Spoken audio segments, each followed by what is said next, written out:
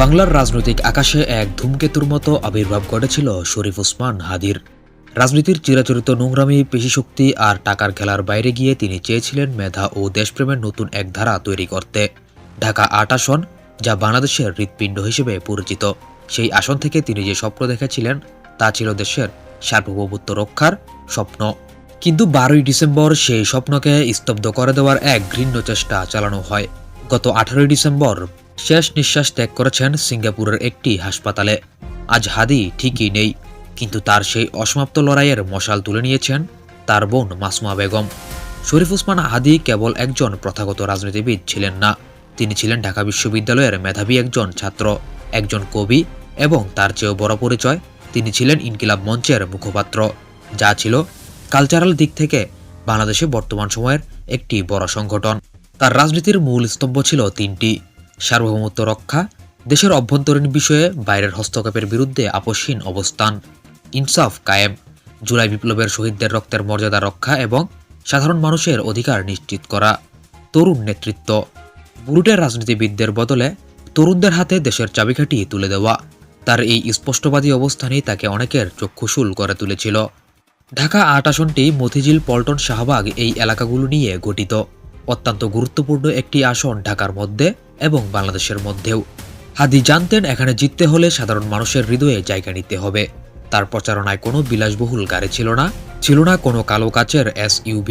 তিনি রিকশায় চড়ে, ভ্যানে চড়ে অলিতে গলিতে গিয়েছেন, সাধারণ ব্যবসায়ীদের সাথে কথা বলেছেন, হকারদের দুঃখ শুনেছেন।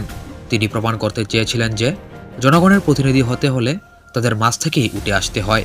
তার প্রতিটি নির্বাচনী সভা ছিল একটি দ্রোহের কবিতা। তবে সবকিছুই নিঃশেষ হয়ে যায় গত ১২ই ডিসেম্বর, শুক্রবার জুমার নামাজের পরেই।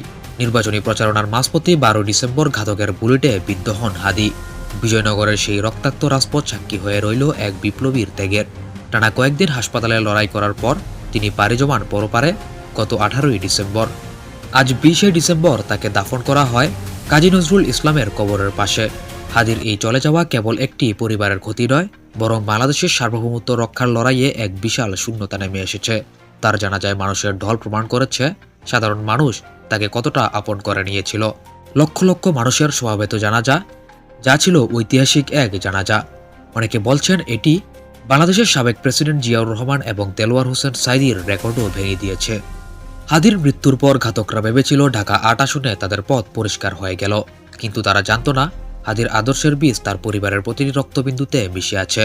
১৯শে নভেম্বর শাহবাগের উত্তাল সমাবেশ থেকে ঘোষণা আসে হাদীর সেই শূন্য আসনে প্রার্থী হচ্ছেন তার বোন মাসুমা বেগম। এটি কেবল একটি ভাই হারানো বোনের আবেগ নয়, এটি একটি রাজনৈতিক অঙ্গীকার। মাসুমা বেগম ঘোষণা করেছেন তার ভাই যে ইনসাফ কায়েমের স্বপ্ন দেখেছিলেন, যে আধিপত্যবাদের বিরুদ্ধে লড়াই শুরু করেছিলেন, সেই লড়াই তিনি এক চুলও ছেড়ে দেবেন না। তিনি এখন হাদীর কণ্ঠস্বর, হাদীর সাহস এবং হাদীর অসমাপ্ত বিপ্লবের প্রতিচ্ছবি। তিনি জানিয়েছেন এই বাংলায় প্রত্যেক ঘরে ঘরে একটি করে হাদী রয়েছে এবং তারাই হয়ে উঠবে ঢাকা ৮ আসন, অর্থাৎ সারা বাংলাদেশে তার জন্য তার প্রতিবাদী কণ্ঠস্বর। ঢাকা ৮ আসনের মানুষ এখন কঠিন পরীক্ষার সামনে। একদিকে ক্ষমতার দাপট আর ষড়যন্ত্র, অন্যদিকে একজন শহীদের রক্তভেজা স্বপ্ন আর তার বোনের দৃঢ় মনোবল।